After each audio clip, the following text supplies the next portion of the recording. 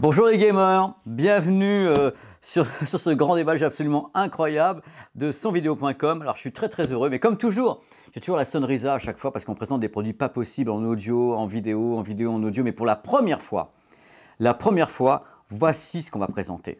Avec une simulation tout à l'heure en direct et tout, voici un volant de simulation de racing signé Thrustmaster. Alors ça tombe bien.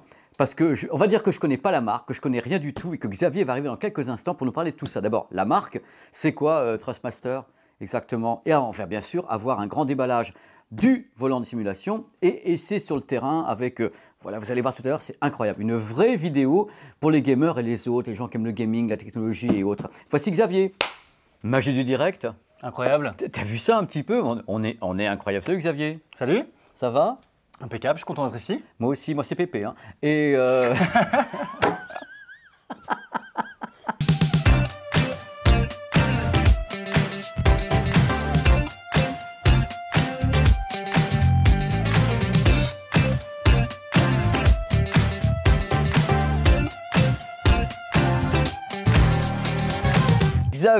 Xavier, avant qu'on attaque, il y a un truc que j'aimerais savoir parce que peut-être les gens qui nous regardent ne savent pas ce qu'est Thrustmaster. C'est une entreprise de quelle nationalité? Comment tu pourrais résumer cette entreprise?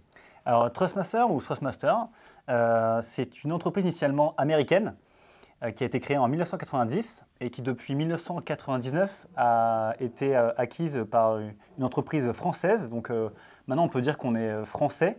C'est une entreprise qui est à la fois en France et au Canada, donc franco-canadien je dirais. Mais le centre de R&D est basé en France notamment et la plupart des équipes sont basées en France également. Donc Thrustmaster, initialement, donc en 1990, c'était des manettes pour simulation de vol, type des joysticks. Depuis 1993 maintenant, 1993, on s'est lancé également dans la simulation racing, le sim racing, donc les périphériques de sim racing. Aujourd'hui, c'est maintenant le plus gros de notre activité. Mais ce qu'on développe, c'est à la fois donc, du sim racing, donc type volant, pédalier.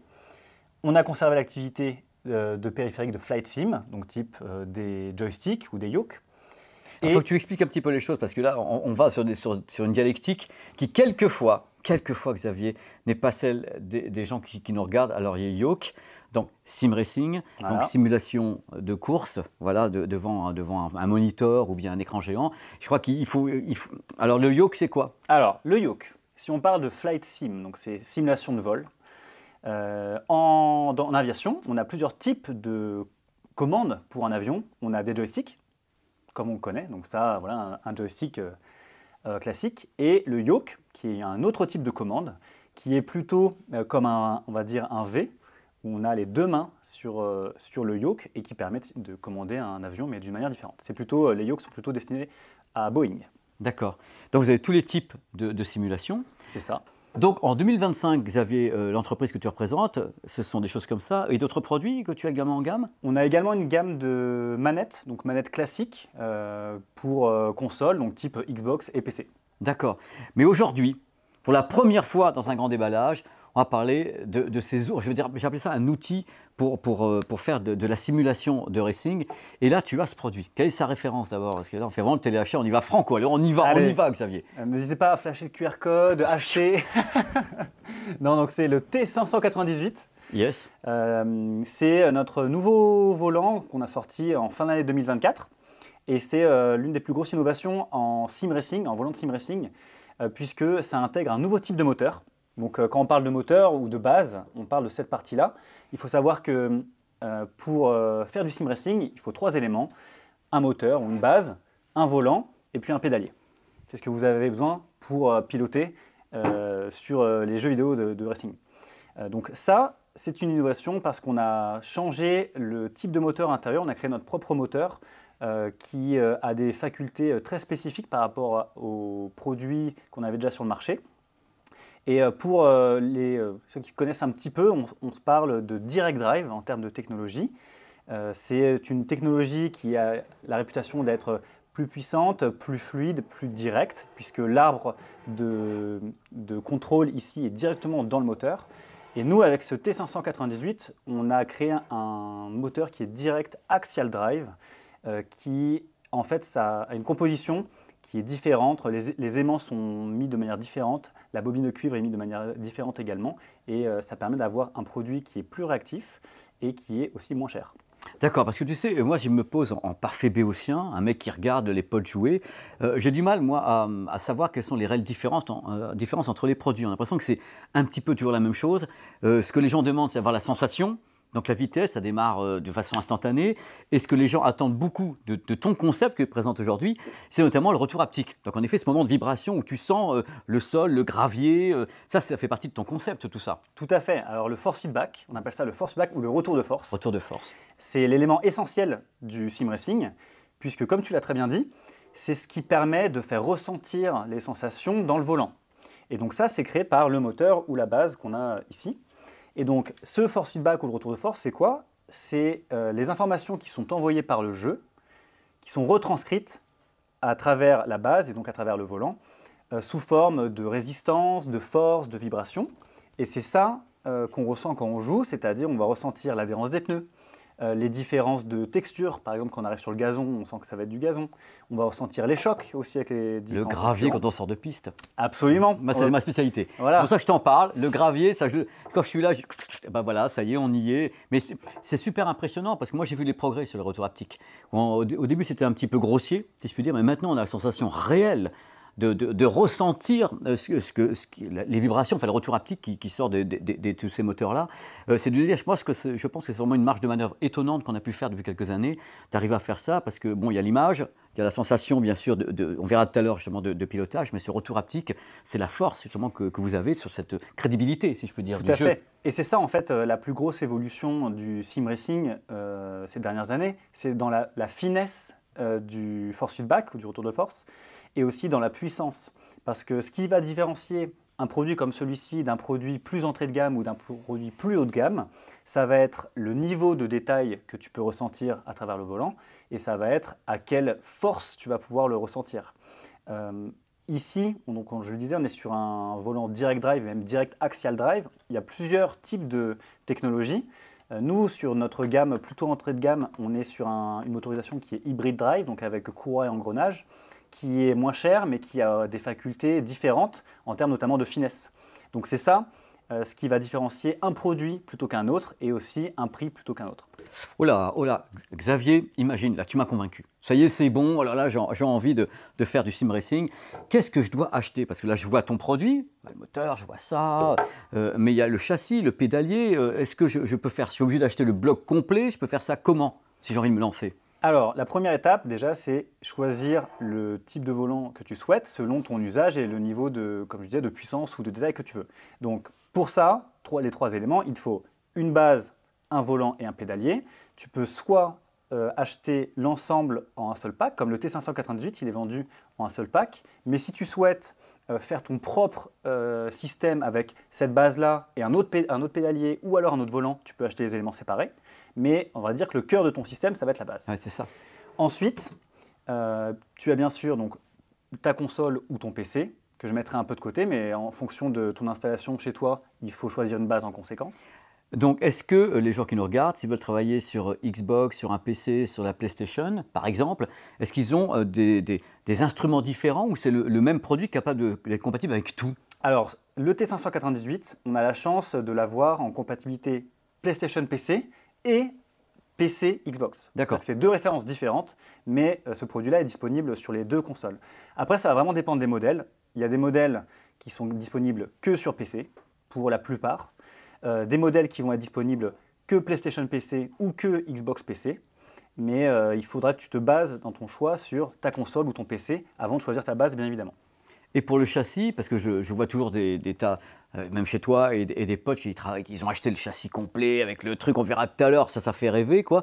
Mais est-ce que vous, en tant que Thrustmaster, vous vendez également les châssis ou c'est aux gens qui nous regardent de dire, bon, là, on va acheter ça, on va acheter, ok, le pédalier, et je dois m'occuper du reste. Est-ce que je peux jouer sur une table, par exemple, si je n'ai pas l'envie ou les sous ou la place d'avoir le châssis complet? Alors, c'est une très bonne question, parce que la plupart des gens pensent qu'il faut un châssis complet et donc une installation qui est volumineuse et qui paraît aussi coûteuse. Nous, chez Thrustmaster, on a la volonté de proposer des produits qui soient qualitatif et avec un haut niveau de détail, mais qui soit aussi accessible. C'est-à-dire qu'on ne veut pas que notre conso qui achète un T598, il ait aussi à mettre 1 000 € supplémentaires pour forcément acheter un châssis. C'est pour ça que dans nos produits, on inclut toujours une fixation sur table qui est souvent sous forme de pince et qui permet à certains joueurs qui n'ont pas de châssis ou qui n'ont pas la place de pouvoir avoir une immersion qui est géniale sans avoir toute une installation et juste d'avoir le produit sur son bureau ou sur sa table et de pouvoir jouer. Parce que c'était ça l'obstacle pour moi. Je disais, le concept est génial de faire du sim racing comme ça, mais j'imagine toujours la grosse machine. Il y en a qui rajoutent bien sûr des vérins, des tas de choses autour, parce que quand tu as la passion de vivre le truc, tu sais, c'est vraiment une immersion réelle. Et ça doit rassurer les gens de se dire, bon ok, si j'ai pas le fric ou si j'ai pas la place, je peux le fixer, comme tu le dis, on verra peut-être des images qui passent à l'écran, le fixer sur une table, mettre le volant, le petit pédalier et m'éclater quand même, quoi. Ouais, tout à fait. Et puis aussi, ce que nous, on veut proposer, c'est, comme tu l'as dit, il y a des personnes qui ont des systèmes sur vérin, et globalement, on peut aller à l'infini sur ces systèmes, mais on veut aussi avoir des systèmes, proposer des systèmes très simples, où avec un encombrement minimal, juste une table et puis des premiers produits aux alentours de 150-200 € avec du retour de force, on peut quand même se faire plaisir et installer un volant et jouer, quoi. Bon écoute Xavier, là on parle d'un produit dont tu rappelles la référence. Le T598. Qui coûte 500 €, 499,99 €. Quelle merveille. Et qui a les 3 éléments, c'est-à-dire ceci et le pédalier. Absolument. Tout est compris dedans et après aux gens de faire ce qu'ils veulent autour à la limite. Tout à fait. Et justement pour partir d'un premier pack et ensuite améliorer son volant, améliorer son pédalier, puis améliorer sa base. C'est un puzzle. À votre bon cœur, messieurs, dames, au fur et à mesure, ça grimpe. Ce qu'on va faire, Xavier, c'est qu'on va aller devoir jouer, parce que là, c'est bien de te voir en situation. On va voir, je crois qu'on a installé une PlayStation, justement, tout à l'heure, avec un châssis. C'est assez magnifique. On change de pièce ? Allez, c'est parti. Xavier, j'ai du direct encore. Bah voilà, on est incroyable, on est confortable. Dans ta nouvelle machine. Alors, on est d'accord, chez toi, ça, c'est à toi, et le reste, c'est le châssis. Tout à fait. Et donc, ce qu'on disait tout à l'heure, on peut à la fois installer la base sur un châssis comme ça, et avoir une installation qui est bien sûr plus confortable, plus immersive, mais on peut aussi avoir sans le châssis, là, on s'imagine juste la table ou le bureau, et on est quand même confortable. Alors moi j'ai un truc à te dire, parce que moi je suis un fan quand même de cinéma, de bêtises, je suis un gamin. Est-ce que vous avez dans votre gamme, tu peux me répondre non Pépé, ça va pas du tout, dans votre gamme un produit où il y a carrément des ventilos, du vent, des machins, des trucs façon 4DX quoi. Est-ce que vous avez ça chez vous ou pas? Non Pépé, ça va pas du tout. Voilà. Non, on l'a pas parce que tout simplement, en fait, nous, Thrustmaster, on n'est pas positionné sur du très haut de gamme comme ça, avec plein de ventilos, encore plus d'immersion. Nous, ce qu'on veut, c'est garder un prix qui est quand même acceptable pour la plupart des gens, et donc on se concentre sur l'essentiel, qui est on va dire la manette de jeu pour à la fois du sim racing, la simulation de course, ou du flight sim par exemple. Utility and efficiency. Bon Xavier, tu vas commencer à faire démarrer le racing. Donc, on ne va pas trop te parler en même temps parce que tu vas être concentré sur la route. De toute façon, je finis toujours dans le gravier, c'est pour ça que je ne le fais pas. Donc, allez, on y va. Et là, on va pouvoir voir le travail, en effet, au niveau des pédaliers, du volant. Et même si tu veux partir dans le gravier pour voir un petit peu le retour haptique. Oui, tout à fait. Alors, on peut tester plusieurs choses déjà. Comme je disais, le retour de force, ça permet de ressentir l'adhérence de la voiture. Donc là, hop, on voit que là, je suis en perte d'adhérence et du coup, le volant, il commence à me glisser dans les mains. Ce qu'on peut voir aussi, c'est là, si je vais dans le gazon, voilà, on va voir que là, le volant, il réagit aussi différemment par rapport au bitume. Forcément, sur le gazon, il y a moins d'adhérence, il y a aussi des petits trous. Donc voilà, ça, on le ressent. Si par exemple, là, je vais passer les vitesses, ce volant, il a une fonction spéciale qu'on a appelée Gear Jolt, qu'on entend d'ailleurs avec le châssis, qui envoie une vibration dès qu'on passe un rapport. Et donc ça, c'est ce qu'on entend là, et c'est aussi une vibration qui est faite de la base. Donc on l'entend parce que le châssis tremble, c'est une vibration qui est à très haute fréquence, haute fréquence. C'est pour ça qu'on l'entend si bien. Et cette vibration-là, selon les modèles de châssis, elle peut même être retransmise jusqu'à dans le dos, en fait, avec la vibration qui se propage tout du long. Donc voilà, par exemple, si je me prends un mur, on va le ressentir. Voilà, on sent que le volant, là, il me donne un coup. Et donc c'est ça le retour de force ou le force feedback. Donc forcément, ça aide à l'immersion, parce que là, on a plus l'impression de vraiment piloter la voiture et d'être connecté à la route. Et aussi, ça aide à la performance, parce que en racing, En sport automobile, ce qu'on veut, c'est toujours de pousser la voiture à la limite. Et pour la pousser à la limite, il faut savoir jusqu'à où on peut tourner, jusqu'à où on va perdre l'adhérence. Et donc ça, avec le force feedback, c'est ça qu'on va pouvoir avoir et connaître vraiment les limites de la voiture et améliorer nos temps. En plus, là, il y a un retour vitesse qui est carrément sur le produit. En plus, bien sûr, ce qu'on a à l'écran pour travailler. Moi, je vois bien le travail du volant là, et du pédalier. Hein. Ça se ressent même en te regardant. C'est toujours assez impressionnant.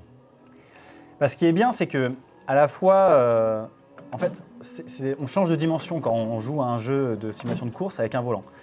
Parce qu'on a des sensations qu'on n'a jamais eues avant quand on a joué avec une manette. Donc premièrement, comme je disais tout à l'heure, en termes d'immersion, c'est vraiment un niveau au-dessus et on prend beaucoup plus de plaisir à piloter la voiture parce qu'il se passe beaucoup de choses avec ce retour de force. En fait, au début, quand on commence à jouer avec un volant, on se dit mais pourquoi j'ai joué avec un jeu de voiture avec une manette tout ce temps, quoi. Quel était le sens? Bon, après, ça reste quand même très fun à jouer, mais c'est vrai qu'avec un volant, c'est une autre dimension. Et puis, deuxièmement, voilà, là, on est installé, on est bien, on a un peu plus l'impression d'être maître du jeu, quoi. C'est ton siège baquet, mais en plus la ceinture de sécurité, c'est parti. C'est ça, tout à fait. Et le casque. Et les airbags. Dans tous les cas, Xavier, j'espère que ça a plu aux gens qui nous regardent. Moi, je te remercie infiniment d'avoir fait ce grand déballage. On a expliqué un peu les choses de la vie, la marque, tout ce qu'il faut faire, la façon dont on peut donc utiliser ce produit avec ou sans le châssis. Les gens font ce qu'ils veulent et toi, tac, tac, tac, tac. Je te remercie infiniment, Xavier. Ne te plante pas. Avec plaisir. Et puis, je vais essayer de terminer mon tour voilà. sans me planter. Termine ton tour. À bientôt pour notre grand déballage. Merci à Nico et à toute la bande d'avoir filmé, d'avoir produit tout ça. Allez, ciao, ciao. Allez, Ciao. Xavier. Coupé.